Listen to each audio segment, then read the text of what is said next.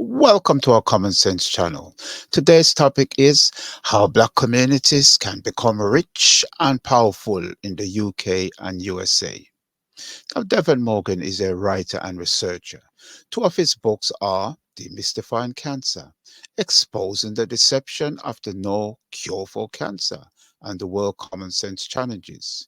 They are available on Amazon, Barnes& and Noble, or directly using the email in the description. Now, greetings, Brother Devon. Greetings, Brother Taraka. I want to start by getting your views on the point raised in this video. Contrary to what anybody tells you, I don't care whether it comes out of a black mouth or a white mouth. Anybody in America that tells you that you're progressing is lying to you. Black folk in proportional comparative terms are regressing. You have not moved one iota from where you were in 1860 on the eve of the Civil War. You're still on the bottom of the ladder. You're still outside and underneath the economic structure in this country. And that's why you look at all the indicators, social discomfort indicators. You find out there is no progress for black folk. I don't care whether society goes up and has a boom or goes down and has a depression. Black folks stay constant. You're always outside and underneath the structure. And that's why, and now with these upcoming problems in this society, when whites catch colds in this country, you're going to catch pneumonia. And you got to understand it is coming.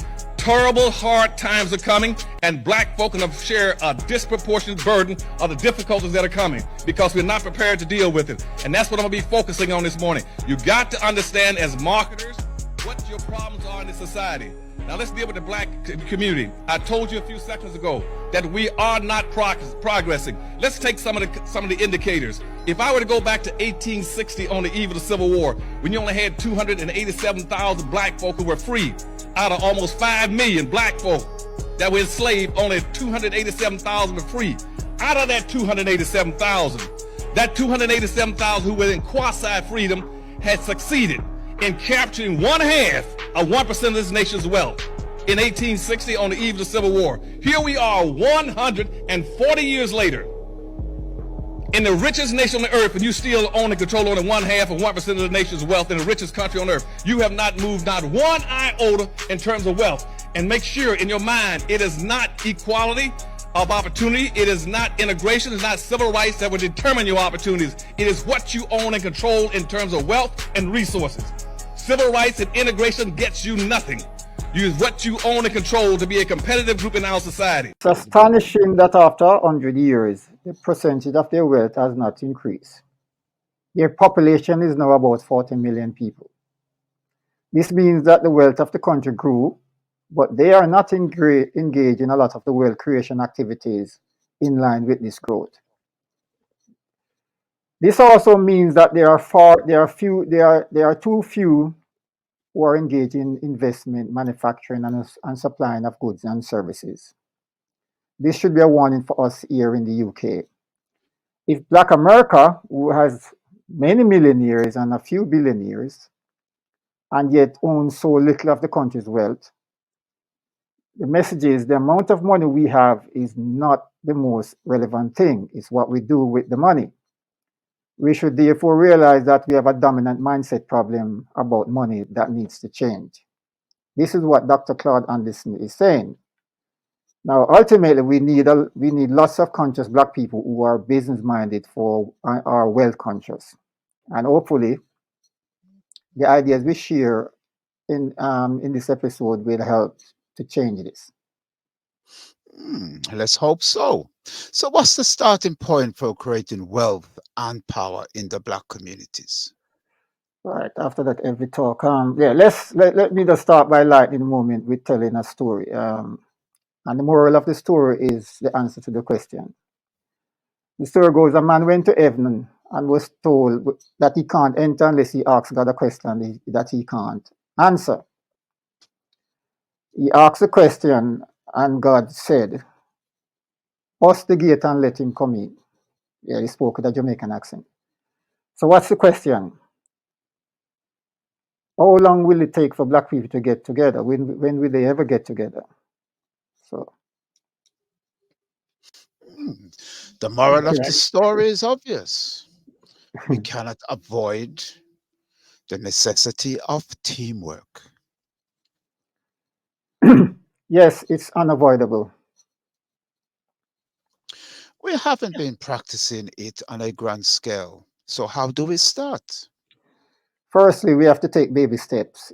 It can start with just a few who are fed up living in a community in which they don't own or almost don't own anything.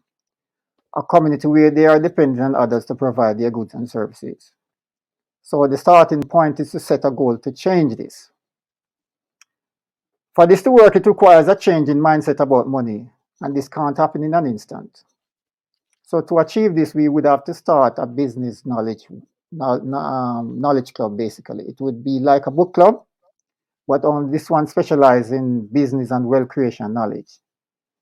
They would start reading books like Think and Grow Rich, The Richest Man in Babylon, Rich Dad Poor Dad, and The Magic of Believing, etc. They would then grow the club by recruiting others, because we need a lot of people. They would eventually set up a company and pool their money during this process with the aim to invest.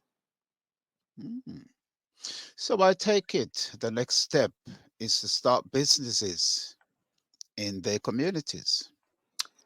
No, not exactly. We cannot just switch to a business mindset. This takes time and resources. And the reason for the club is to start the culture of being a business minded people. And we need a lot of us to be business minded. Now, one of the reasons most people are not business minded is the fear of failure. So we should start by investing in the safest investment in the world, the ownership of properties. Now, this experience will grow our knowledge and confidence to explore other types of investments. In addition to the books mentioned, reading books on property investment should be part of the strategy. This should include taking property investment courses. Now, the priority is to eventually own properties in our neighborhood and properties in general, both commercial and residential. Mm. So, why is property investment the safest investment? A property investment a property in a good location is a good investment. The value of property in good locations tend to double every 10 years or more. And the reason behind this, or the logic behind this, is inflation and the fact that land doesn't grow in size. So but populations usually grow in size because of demand. So, what's the strategy with these properties?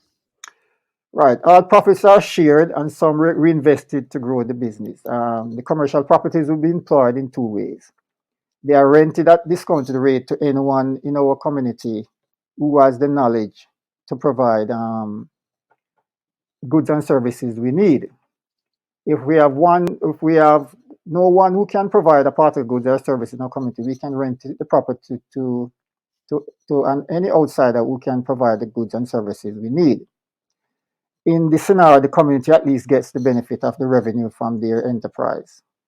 And in effect, when they spend in these businesses that they rent to outsiders, they'll be getting a discount because they use their rent money to pay for the goods, basically. The residential property, on the other hand, we buy are rented are sold to one of us at discounted price if they agree to be on the team, basically. Mm. So, is there any other strategy we need to employ? Yes, this is probably one of the most critical part. Yes, over time we use the accumulated wealth to have our own schools. We would write a curriculum for them that include knowledge of how to organize and sell goods and services we need in our communities, and the knowledge of how to invest. This is to train future generation into a big business mindset. Part of this business mindset is the knowledge that cash loses yearly value based on the rate of inflation. Can you explain this to our audience? Right. If inflation, which is the cost of goods and services, is say 8% per year at the end of the year, £100 will be worth £92. Therefore, basically, you need an extra £8 to buy something that costs £100 at the beginning of the year. And so basically, again, over time, cash is worth less and less. So the aim should always be to invest as much money as is practical in things that grow in value. Rich people, which is a lesson we should all learn, tend to not keep most of their money in cash. They buy assets that hold their value or grow in value, such as properties, gold, stock, and paintings, etc. They buy things that grow in value. That makes sense. Yes, we would have to eventually increase our wealth creation activities. The richest black man in America is Robert F. Smith.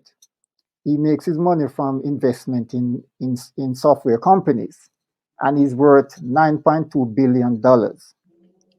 Now, in regards to instilling a culture of wealth creation in future generations, there is a particular problem we need to fix. So we have a lot of them. So which problem do we need to fix?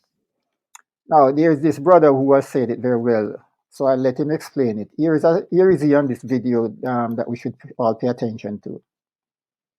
Be black and beautiful means nothing unless you're black and powerful. Let's just get that straight. You cannot be black and proud and niggas too, okay? That white folks are planning for 3 generations and we're planning for Saturday night, right? Because whole brothers and sisters is to win, not to look like we're winning. I would rather carry a plastic bag with $5,000 in it than to carry a $5,000 Louis Vuitton bag with $100 in it. Louis Vuitton winning, Nike is winning, Gucci is winning, Armani is winning. You ain't winning. We are the consumption class. They are the merchant class. They make stuff, we buy stuff. It is interesting to me that the rich stay rich by pretending to be poor, and the poor stay poor by pretending to be rich. And all the statistics tell us this. The Institute of Policy Studies, April 2017, the Economic State of Black America said, and I give you the final quote from that 300-page study which no Negro read, that by 2053, 10 years after the majority becomes the minority, if nothing changes among African Americans, household median wealth will be 0. In effect, we will have worked our way into a second slavery. Try to operate in a market-based economy and a democratic capitalistic society without money. Let's see how that works for you. And ain't nobody fixing us but us. White people are not fixing black people. It's been 400 years and we ain't fixed. We're not even thinking about black people. And I'm not hating on white people. I'm just telling the truth. You know who white people are thinking about? They're thinking about white people. They're thinking about their wives, their children, their communities, their schools, their businesses, and your pockets. That's what they're thinking about. So how do we fix this problem? There is no sense in building wealth but having such a consumer mindset. Yes, if we maintain this attitude towards accessories, we'll be adding and subtracting at the same time, which leads to poverty. Making money can be hard, yet it's easier to make money than to keep it. We will not create and, most importantly, keep wealth if our mindset and emotional maturity don't grow to be bigger than the money and owning brand names, basically. So can you expand on this to our audience? Now, to have a culture that grows and maintain wealth, we have to instill in future generation that their self-worth is not dependent on outer things, such as brand names.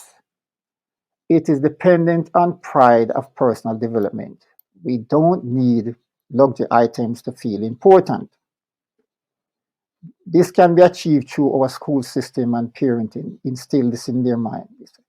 The number one lesson we will need to adopt and teach is that the purpose of accumulating wealth is to have influence and power and achieve financial independence, not to enrich others. And ultimately, we must indoctrinate future generations to maintain and pass the wealth to future generations. We should adopt a culture where each of our future children should not start adult life saddled down with a 20-year mortgage. Parents and the team would be responsible for securing properties for each by the time they turn 18. Now, being free from the burden of a mortgage, they can start their working life by using their earnings, talent, training, and imagination to maintain and expand their family business to ultimately maintain and grow our status in society. Ultimately, we need lots of conscious black people who are business minded. Okay, Thank you, Brother Devon, for that. Welcome. So, if you think our presentation has value, please help our channel grow by subscribing, liking, and sharing this video. Yes, help us keep this channel going. For us to keep going, we need encouragement. So you need to subscribe, like, and share the video, and leave a comment if you can. And we will continue, and you will see us in future episodes.